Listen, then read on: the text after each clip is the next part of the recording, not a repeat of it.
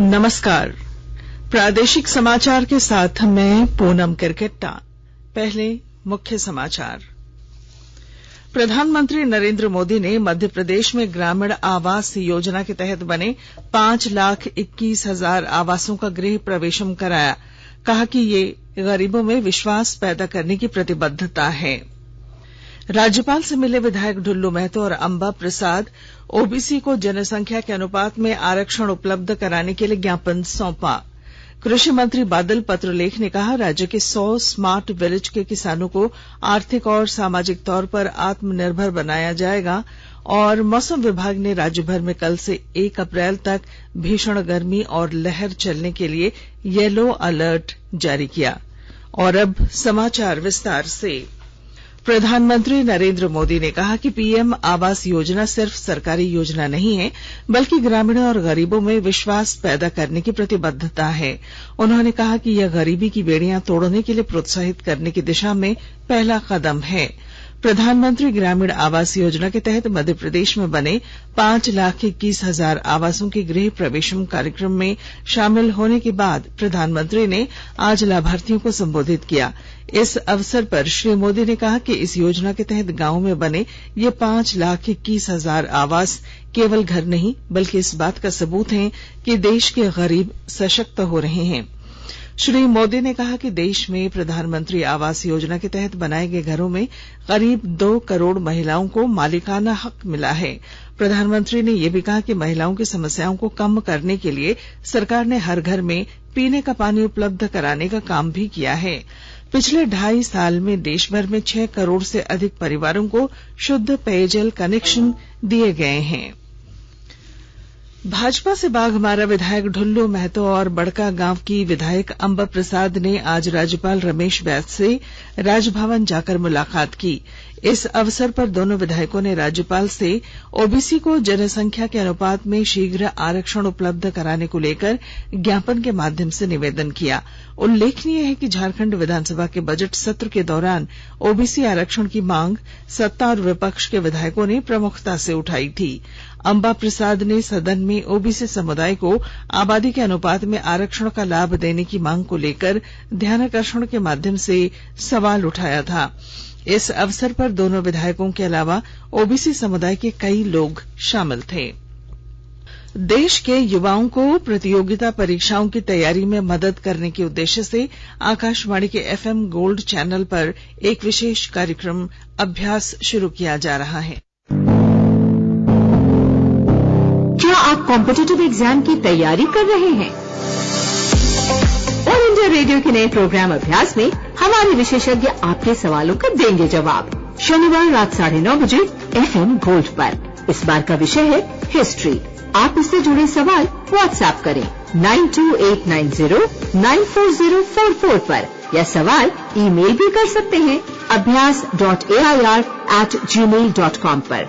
इतिहास विषय पर आपके प्रश्न हमें 30 मार्च तक मिल जाने चाहिए। आपका अभ्यास हमारा प्रयास। राज्यसभा में आज फिर से विनियोग विधेयक 2022 और वित्त विधेयक 2022 पर चर्चा हुई।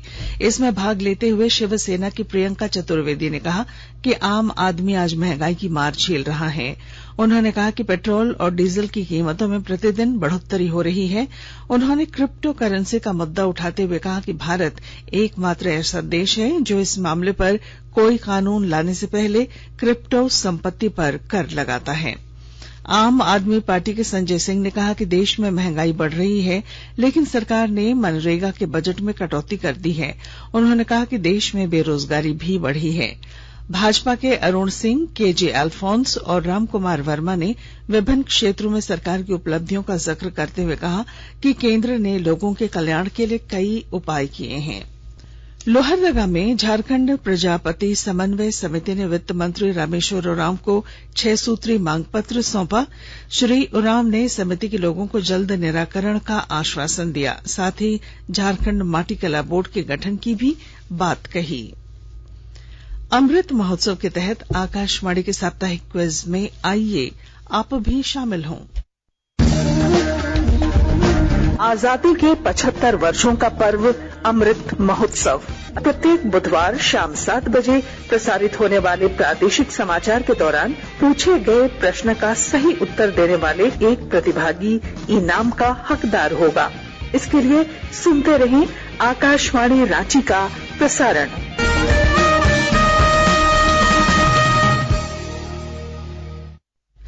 लोहरदगा जिले के उग्रवाद प्रभावित जुड़नी जंगल के गौतांग पहाड़ी में नक्सलियों द्वारा छुपाकर रखी गई विस्फोटक सामग्री पुलिस ने बरामद की है। पुलिस अधीक्षक प्रियंका मीणा ने बताया कि गुप्त सूचना के आधार पर जुड़नी जंगल के गौतांग पहाड़ में सर्च अभियान चलाया गया। इसमें 10 बंडल कोडेक्स वायर बरामद की गई। नक्सलियों द्वारा इसका प्रयोग आईईडी बम ब्लास्ट करने में किया जाता है। नक्सली किसी बड़ी घटना को अंजाम देने की तैयारी में थे, लेकिन पुलिस के लगातार ऑपरेशन के कारण नक्सली पीछे हट गए। उन्होंने कहा कि नक्सलियों के खिलाफ अभियान जारी रहेगा।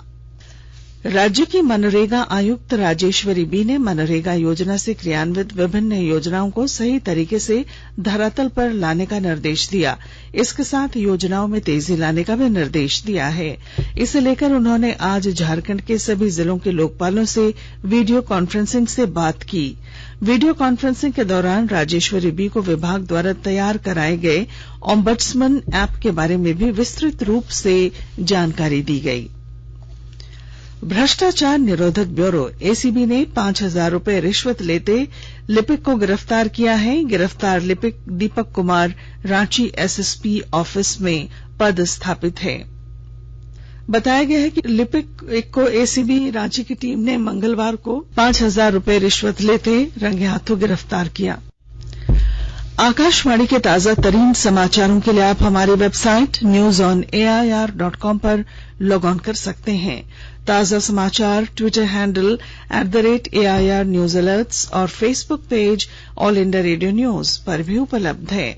आप प्रादेशिक समाचार एकांश के ट्विटर हैंडल @AIR न्यूज _ और फेसबुक इंस्टाग्राम पेज तथा YouTube channel AIR news Ranchi पर भी हमारे बुलेटिन सुन सकते हैं। प्रादेशिक समाचार आप आकाशवाणी रांची से सुन रहे हैं। कोविड-19 से बचाव और सुरक्षित रहने के 3 उपाय। मास्क लगाएं, 2 गज दूरी है जरूरी, सुरक्षित दूरी रखें, हाथ और मुंह साफ रखें।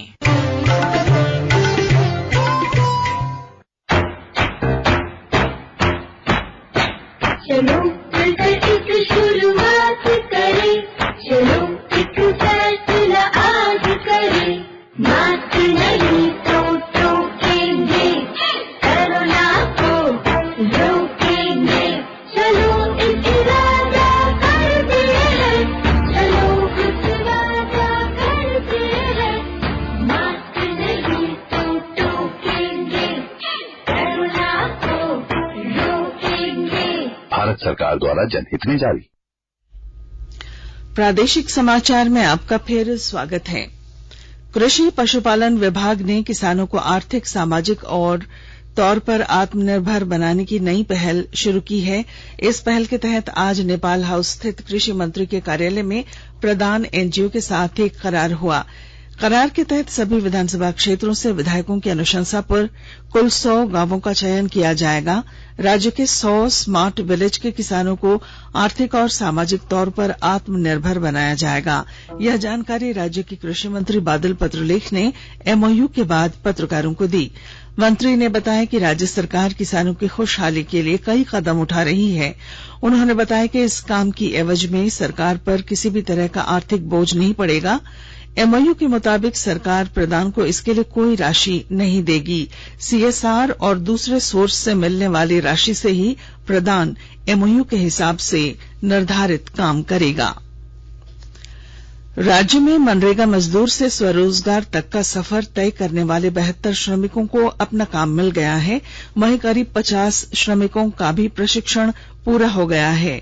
इसके बाद उन्हें fashion designer, field technician and computing, foreman, electrician, MO inline checker, warehouse speaker, सिलाई मशीन ऑपरेटर, जनरल ड्यूटी सहायक बनने का अवसर मिला है। इनमें 57 महिला हैं जिनका अब अपना रोजगार हो गया है। इनमें सर्वाधिक फैशन डिजाइनिंग और सिलाई मशीन ऑपरेटर का काम मिला है। वहीं 64 पुरुष मजदूरों को जनरल ड्यूटी सहायक, foreman, electrician, MO line checker का काम मिला है। सड़क परिवहन एवं राजमार्ग मंत्रालय द्वारा रांची से सिमडेगा होते हुए ओडिशा तक 4 लेन सड़क निर्माण की प्रक्रिया चल रही है। विस्तृत जानकारी के साथ हमारे सिमडेगा संवाददाता। भारत सरकार के सड़क परिवहन एवं राजमार्ग मंत्रालय द्वारा रांची से सिमडेगा होते हुए ओडिशा तक 4 लेन सड़क निर्माण की प्रक्रिया जारी है। यह सड़क रांची संबलपुर इकोनॉमी कॉरिडोर का हिस्सा होगी, जो रांची रिंग रोड के सीठियों से कर्रा, कामदारा और सिमडेगा होते हुए ओडिशा तक बनेगी। प्रस्तावित पथ की कुल लंबाई 119 किलोमीटर और अनुमानित लागत 3,587 करोड़ रुपए है। सिमडेगा के विधायक भूषण बाड़ा द्वारा विधानसभा सत्र में 4 लेन सड़क की मांग की गई थी, जिस पर सरकार द्वारा यह जानकारी दी गई। मनोज कुमार सिन्हा, मनु, आकाशवाणी समाचार, सिमडेगा। ग्रामीण विकास विभाग अंतर्गत Jharkhand state livelihood promotion society के जरिए सखी मंडल की ग्रामीण महिलाओं को लाह की वैज्ञानिक खेती से जोड़कर अत्याधुनिक प्रशिक्षण के जरिए आमदनी बढ़ोतरी के प्रयास हो रहे हैं। इस पहल से राज्य की 73,000 से ज्यादा ग्रामीण परिवारों को लाह की वैज्ञानिक खेती से जोड़ा गया है, जिनमें ज्यादातर अति गरीब और वनों के आसपास रहने वाले ग्रामीण परिवार हैं। इस साल करीब 2,000 मैट्रिक टन छिला लाह का उत्पादन इनके द्वारा किया गया है। इसे और कारगर बनाने के लिए महिला किसान सशक्तिकरण परियोजना और जोहार परियोजना के जरिए लाह की खेती को राज्य सरकार बढ़ावा दे रही है। जमशेदपुर के काशीडीह के ठाकुर प्यारा सिंह धुरंधर सिंह मैदान में रामनवमी उत्सव समिति की ओर से आज 1 दिवसीय धरना का आयोजन किया गया। धरना के माध्यम से रामनवमी जुलूस की अनुमति नहीं देने के खिलाफ विरोध जताया गया। धरना का नेतृत्व अखाड़ा समिति के अध्यक्ष अभय सिंह ने की। और अब मौसम विभाग ने कल से 1 अप्रैल तक भीषण गर्मी और लहर चलने के लिए येलो अलर्ट जारी किया है। इससे पहले विभाग ने किसानों को गर्म हवा चलने के पहले तैयार फसलों को काटने और लगी फसलों में पर्याप्त नमी रखने की सलाह दी है। मौसम विभाग के अनुसार अगले 3 दिनों तक राज्य के 10 जिले लू की चपेट में रहेंगे। इन जिलों में गढ़वा, पलामू, लातेहार, चतरा, बोकारो, धनबाद, सिमडेगा, पश्चिमी सिंहभूम, पूर्वी सिंहभूम और सरायकेला खरसावां शामिल हैं। मौसम विभाग के अनुसार रांची और आसपास के जिले ज्यादा गर्म रहेंगे। और अब क्रिकेट। आईपीएल में आज पुणे में सनराइजर्स हैदराबाद का मुकाबला राजस्थान रॉयल्स से होगा। ये मैच अब से कुछ ही देर में खेला जाएगा। इससे पहले कल खेले गए मैच में गुजरात टाइटंस ने लखनऊ सुपर जायंट्स को 5 विकेट से हरा दिया था। लखनऊ सुपर जायंट्स ने पहले बल्लेबाजी करते हुए निर्धारित 20 ओवर में 6 विकेट पर 158 रन बनाए। जवाब में गुजरात टाइटंस ने 19 ओवर और 4 गेंदों में 5 विकेट पर लक्ष्य हासिल कर लिया। और अब बुलेटिन के आखिर में मुख्य समाचार एक बार फिर। प्रधानमंत्री नरेंद्र मोदी ने मध्य प्रदेश में ग्रामीण आवास योजना के तहत बने 5,21,000 आवासों का गृह प्रवेशम कराया। कहा कि यह गरीबों में विश्वास पैदा करने की प्रतिबद्धता है। राज्यपाल से मिले विधायक ढुल्लू महतो और अंबा प्रसाद ओबीसी को जनसंख्या के अनुपात में आरक्षण उपलब्ध कराने के लिए ज्ञापन सौंपा। कृषि मंत्री बादल पत्रलेख ने कहा, राज्य के 100 स्मार्ट विलेज के किसानों को आर्थिक और सामाजिक तौर पर आत्मनिर्भर बनाया जाएगा। और मौसम विभाग ने राज्य भर में कल से 1 अप्रैल तक भीषण गर्मी और लहर चलने के लिए येलो अलर्ट जारी किया। और इसके साथ ही आकाशवाणी रांची से प्रादेशिक समाचार का ये बुलेटिन समाप्त हुआ। नमस्कार।